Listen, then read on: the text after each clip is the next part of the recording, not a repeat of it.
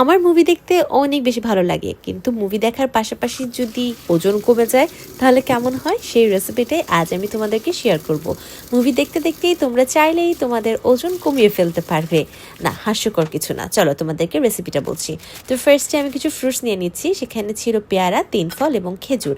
এরপরে আমি তৈরি করব চিয়া সিড, তোকমা এবং ইসুপঘুলের ভুসি দিয়ে একটা ড্রিঙ্ক।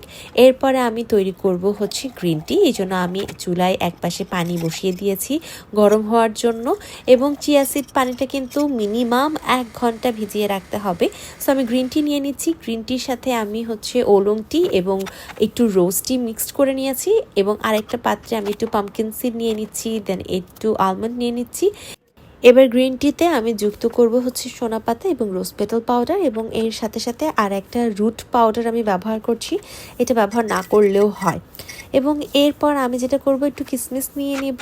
তারপরে আমি আমার প্রোটিন শেক বানাবো, যার জন্য আমি নিয়ে নিচ্ছি একটা বানানা, একটু টক দই, পানি, এবং চাইলে তোমরা এখানে একটু খেজুর, তারপরে হচ্ছে একটু পিনাট বাটার অ্যাড করতে পারো, আর হচ্ছে প্রোটিন পাউডার। দেন আমি এটাকে ভালোভাবে ব্লেন্ড করে নিচ্ছি। এরপর আমার প্রোটিন শেক তৈরি হয়ে গেল, যেটা ওয়ার্কআউট করার পর আমি খাবো। সামান্য একটু জাফরান আমি দিয়ে দিচ্ছি, স্যাফরন দিতে হবে নট নেসেসারি, বাট আমি একটু দিয়ে দিচ্ছি যেহেতু এটা খুবই এক্সপেন্সিভ। দেন বাস আমি মুভি দেখতে চলে আসলাম আর ওজনও কমিয়ে ফেললাম।